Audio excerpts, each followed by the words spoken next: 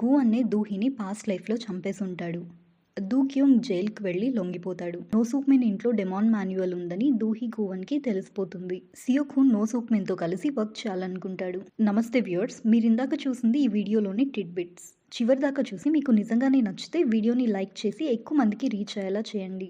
మీకు ఆ లైక్ ఒక చిన్న క్లిక్నే అయి ఉండొచ్చు, కానీ ఆ ఒక్క లైక్ వీడియోని ఎక్కువ మందికి రీచ్ అయ్యేలా చేస్తుంది. ఇక లేట్ చేయకుండా వీడియోలోకి వెళ్దాం.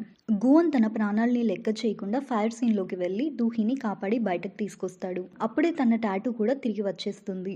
నెక్స్ట్ డే మార్నింగ్ ఇంట్లో తన పవర్స్తో అన్ని పనులు చేస్తూ వాటిని గురించి పొగుడుతూ బాల్కనీలో రిలాక్స్డ్గా ఫీల్ అవుతూ ఉంటాడు.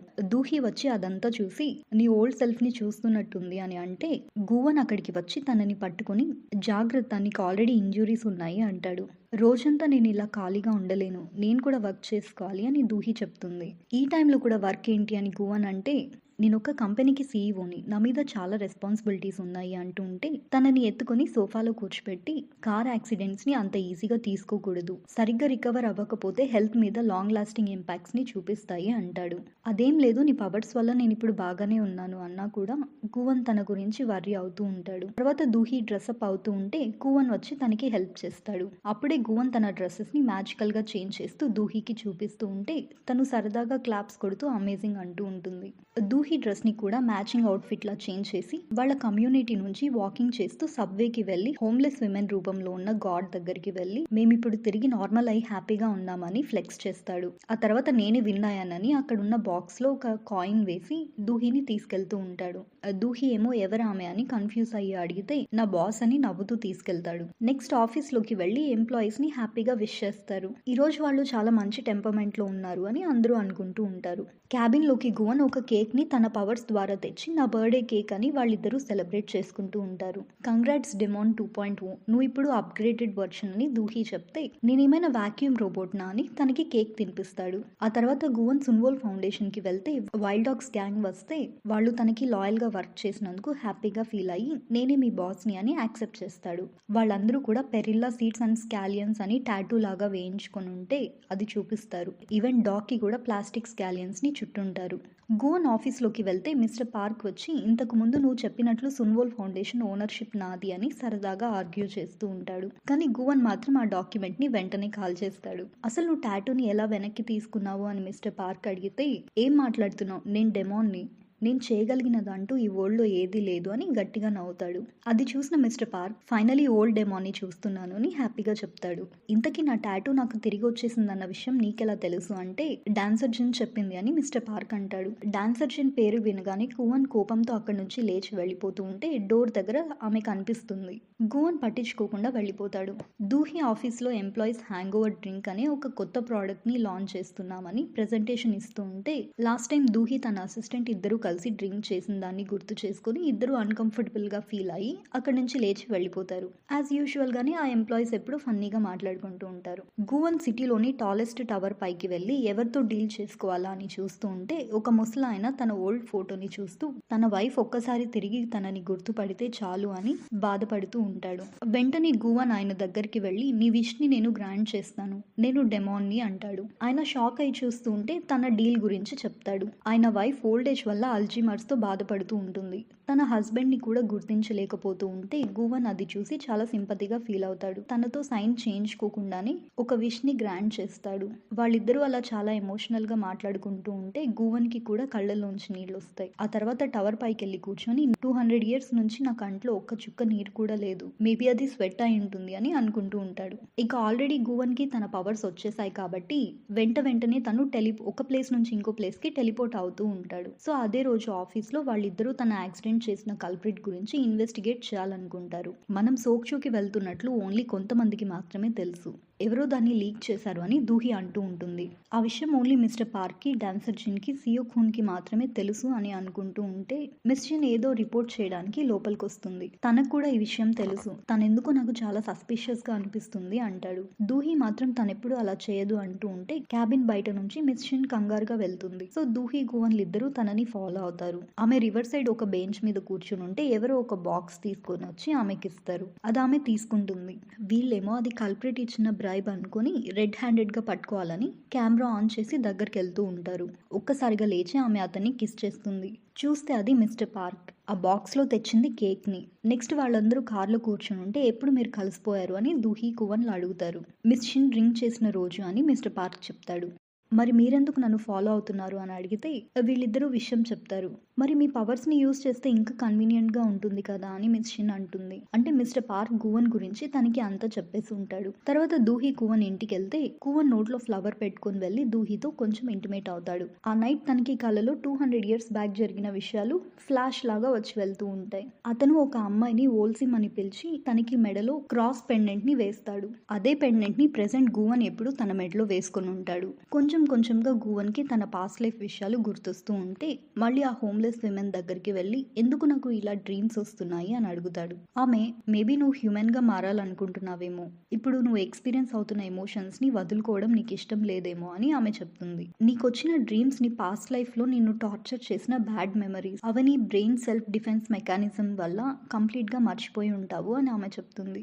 గువన్ మాత్రం నాకు మనిషిలా మారాలని లేదు అని అక్కడి నుంచి వెళ్ళి తన ఫౌండేషన్లో ఉన్న పెయింటింగ్ని మళ్ళీ చూస్తూ ఉంటాడు. ఆ తర్వాత జిన్ థియేటర్లో ప్రాక్టీస్ చేస్తూ ఉంటే సేమ్ స్టెప్స్ తను డ్రీమ్లో వచ్చినవి లాగానే అనిపిస్తాయి. నెక్స్ట్ సెకండ్ అతను టవర్ పైకి వెళ్ళి ఆలోచిస్తూ ఉంటాడు. ఆ టైంలోనే నో సూక్మిన్ దూహి ఆఫీస్కి వచ్చి దీన్ని కంపెనీలో ఇన్వెస్ట్ చేయాలనుకుంటున్నాను అంటే దూహి వద్దని చెప్పేస్తుంది. అప్పుడు అతను దూహి ఓల్డ్ పేరెంట్స్ ఫోటో తీసి నాకు మీ పేరెంట్స్ వస్తువుల్లో దొరికింది, అట్లీస్ట్ దాన్నైనా తీసుకో అని చెప్తాడు. వెళ్ళేటప్పుడు ఇద్దరి మధ్య ఉన్న పాస్ట్ కాన్ఫ్లిక్ట్స్ని తీసేసి ఒక ఫ్యామిలీలా కలిసి వర్క్ చేద్దామని షేక్ హ్యాండ్ చేయడానికి ఇస్తే అప్పుడే గువన్ అక్కడికి వచ్చి ఆఫీస్కి ఒక అన్వెల్కమ్ గెస్ట్ వచ్చాడు అని అతన్ని ఇరిటేట్ చేస్తాడు. సరే నేను మళ్ళీ వస్తాను అని సూక్మిన్ అక్కడి నుంచి వెళ్ళిపోతాడు. గువన్కి తన టాటూ తిరిగి వచ్చేసిందని తను గమనించుంటాడు. ఆ ఫోటో చూసిన దూహి తన చిన్నప్పటి డేస్ని గుర్తు చేసుకుంటూ ఉంటుంది. అందులో దూహి నిద్ర పట్టక మేడం జూ దగ్గరికి వెళ్తే ఆమె అదే ఫోటోనే చూస్తూ ఉంటుంది. తర్వాత ఆ ఫోటోని గువన్ వస్తే మా పేరెంట్స్ అని చూపించి నా 11th బర్త్డే రోజు వాళ్ళు చనిపోయారు. ఆ రోజు ఈవినింగ్ నా బర్త్డే పార్టీని అరేంజ్ చేస్తానని చెప్పి అర్జెంట్ వర్క్ ఉంటే వెళ్లారు. కానీ నేను దాన్ని అర్థం చేసుకోకుండా ఇప్పుడు మీరు వెళ్తే ఇంకెప్పుడు మిమ్మల్ని చూడను అని అన్నాను. దాంతో వాళ్ళు తిరిగి వచ్చేటప్పుడు నా కోసం ఓవర్ స్పీడ్లో వచ్చినప్పుడు యాక్సిడెంట్ జరిగింది. నా బర్త్డే కోసమే వాళ్ళు చనిపోయారు అంటుంది. మనుషులు ఎప్పుడు వాళ్ళ మీద వాళ్ళు బ్లేమ్ చేసుకోవాలని చూస్తూ ఉంటారు అంటాడు. అప్పుడు దూహి ఇందాక నాకు ఏమైనా కావాలంటే అడగమన్నావు కదా, నాకు నీ హక్ కావాలి అని తనని హక్ చేసుకుంటుంది. నన్ను వదిలి ఎక్కడికి వెళ్ళకు అంటే ఏం జరిగినా సరే నేను నిన్ను వదిలి వెళ్ళను అని గువన్ చెప్తాడు. కాసేపటికి సియో ఖూన్ కూడా దూహి ఆఫీస్కి వస్తాడు. తన లెఫ్ట్ హ్యాండ్కి ఫ్రాక్చర్ అయి ఉంటుంది. క్యాబిన్లోకి వెళ్ళి ఫస్ట్ గువన్ పవర్స్ గురించి షాక్ అయ్యి అడుగుతూ ఉంటాడు. నెక్స్ట్ ఆ కల్ప్రిట్ నీ వెనక ఎందుకు వస్తున్నాడు, నువ్వు ఆల్రెడీ ఆస్తి మొత్తం వదిలేసుకున్నావు కదా అంటే అతనికి కేవలం నేను చనిపోవడం కావాలేమో అని దూహి చెప్తుంది. దూహి తర్వాత నో సూక్మిన్ వచ్చిన సంగతి చెప్తే నేను వెళ్ళి విషయం ఏంటో కనుక్కుంటాను, నీకు తెలుసు కదా నేను ఇన్నోసెంట్లా కనిపిస్తాను, ఈజీగా అతను నమ్మేస్తాడు అని చెప్పి సూక్మిన్ ఇంటికి లంచ్కి వెళ్తాడు. అక్కడ నార్మల్గా మాట్లాడుతూ టోక్యోం గురించి అడిగితే అతను బిజినెస్ ట్రిప్ వెళ్ళాడు అని చెప్తాడు. వాళ్ళ అమ్మ మాత్రం సాడ్ ఫేస్ వేసుకొని ఉంటుంది. నేను మీతో కలిసి వర్క్ చేయాలనుకుంటున్నాను అని సియో ఖూన్ అంటే అది విన్న వెంటనే నేను ఈరోజు దూహిని కలవడానికి వెళ్ళాను, కానీ ఇప్పటికీ తను నా మీద కోపంగా ఉంది, నా గురించి కొంచెం తనకి మంచిగా చెప్పు అని నో సూక్మిన్ అంటాడు. లంచ్ తర్వాత సియో ఖూన్ సీక్రెట్గా ఒక రూమ్ ఓపెన్ చేయబోతూ ఉంటే అతను వచ్చి అది బాత్రూమ్ కాదు అని అతన్ని బయటకు తీసుకెళ్తాడు. ఇంటి నుంచి బయటకు రాగానే అక్కడ జరిగిన విషయం అంతా దూహికి కాల్ చేసి చెప్తాడు. అలాగే ఆ రూమ్లో గువన్కి సంబంధించిన డెమాన్ మాన్యువల్ని చూశానని కూడా చెప్తాడు. అతను ఫోన్లో మాట్లాడేదంతా సీసీటీవీలోంచి సూక్మిన్ చూస్తాడు. ఆ యాక్సిడెంట్ వల్ల దూకియోంకి గాయాలైతే ఇంట్లోనే సీక్రెట్గా ట్రీట్మెంట్ చేస్తూ ఉంటారు. వాళ్ళ నాన్న వస్తే దూహి చనిపోయిందా లేదా అని అతను అడుగుతాడు. లేదు, నువ్వు మళ్ళీ ఫెయిల్ అయ్యావు, నీ ట్రీట్మెంట్ అయిపోయాక నీ అంతటి నువ్వే వెళ్ళి లొంగిపో, అప్పుడే నీకు శిక్ష తక్కువ పడుతుంది అని నో సూక్మిన్ అంటాడు. అంటే చివరికి ఆ నిందనంతా దూకియోంగ్ మీద వేయాలని నో సూక్మిన్ చూస్తూ ఉంటాడు. అతను అక్కడ మాట్లాడుతూ ఉన్నప్పుడే దూహి కువన్లిద్దరూ సీక్రెట్గా తన పవర్స్ని యూజ్ చేసి నో సూక్మిన్ రూమ్లోకి వెళ్ళి డెమాన్ మాన్యువల్ కోసం వెతుకుతూ ఉంటే చిన్న సౌండ్ వస్తుంది. అది విన్న సూక్మిన్ వైఫ్ వెళ్ళి ఆ రూమ్లో చూస్తే వాళ్ళిద్దరూ దాక్కుంటారు. అక్కడ వాళ్ళకి ఆ సైకో కిల్లర్ యూజ్ చేసిన ఫోన్ దొరుకుతుంది. నెక్స్ట్ దూకియోంగ్ పోలీస్ స్టేషన్కి వెళ్ళి తనంత అంతట తానే లొంగిపోతాడు. పోలీసులు దూహి కువన్కి ఇన్ఫర్మేషన్ ఇస్తే వాళ్ళు అతన్ని చూడ్డానికి వెళ్తారు. నేనే చంపాను అని వాళ్ళ ముందు ఒప్పేసుకుంటాడు. దూహి మాత్రం నిజంగానే నువ్వే ఇదంతా చేసావా అంటే అవును నిజంగానే నేనే చేశాను, కానీ నేను ఓన్లీ ఆర్డర్స్ని మాత్రమే ఫాలో అయ్యాను అంటాడు. ఎవరి ఆర్డర్స్ని ఫాలో అయ్యావు అని దూహి అంటే డెవిల్ ఆర్డర్స్ని. ఆ డెవిల్ ఎప్పుడు నాలోనే ఉంది, నేను కేవలం ఆర్డర్స్ని ఫాలో అయ్యాను అంటాడు. దూహి బాధతో అతన్ని నువ్వే మేడం జూని చంపావా, నిజం చెప్పు అని ఏడుస్తుంది. గువన్ తనని కామ్ చేయాలని చూస్తాడు. అప్పుడు దూక్యోంగ్ గువన్ని పట్టుకొని నాకు కోరిక ఉంది, ప్లీజ్ నాతో డీల్ చేసుకో, ఈ ప్రపంచాన్ని కంప్లీట్గా తగలపెట్టేయాలనుంది, అప్పుడే అందరూ కాలి చనిపోతారు, కనీసం అప్పుడైనా మనుషులు వాళ్ళు చేసిన పాపాలకి పశ్చాత్తాపడతారేమోనని పిచ్చి వాళ్ళు అరుస్తూ ఉంటే దూహి భయపడి ఏడ్చేస్తుంది.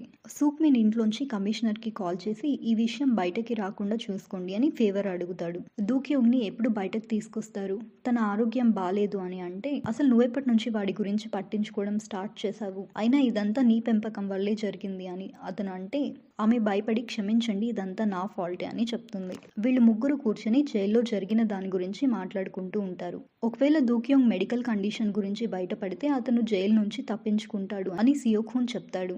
ఆ తర్వాత డాన్సర్ జిన్ వచ్చి దూహికి సారీ చెప్తుంది. దూహి కూడా యాక్సెప్ట్ చేసేస్తుంది. సియోఖూన్ గువన్ని తీసుకొని బార్లో కూర్చొని ఫ్రెండ్లీగా మాట్లాడుతూ ఉంటాడు. జిన్ సియోఖూన్లు ఇద్దరు దూహి గువన్ల రిలేషన్ ని యాక్సెప్ట్ చేసేస్తారు. సియోఖూన్ ఫుల్ గా డ్రింక్ చేస్తే గువన్నే తన మీద ఎక్కించుకొని తన ఆఫీస్ కి తీసుకొస్తే దూహిని హ్యాపీగా చూసుకో, లేకపోతే నేను ప్రీస్ట్ గా మారి నీకు ఎక్సార్సిజం చేస్తాను అంటే గువన్ తన కోట్ ని వేసి పడుకోబెడతాడు. గువన్ కి ఎవ్రీడే నైట్ కొంచెం కొంచెంగా తన పాస్ట్ లోని సీన్స్ గుర్తొస్తూ ఉంటాయి. అందులో గువన్నే దూహిని చంపేసి ఉంటాడు. ఫస్ట్ టైం ఆ అమ్మాయి ఫేస్ కనిపించడం, అలాగే అతని చేత్తోనే చంపేశాడని డ్రీమ్ రావడంతో లేచి షాక్ అయ్యి చూస్తూ ఉండిపోతాడు. అక్కడితో ఎపిసోడ్ ఎండ్ అవుతుంది. Thank you for watching.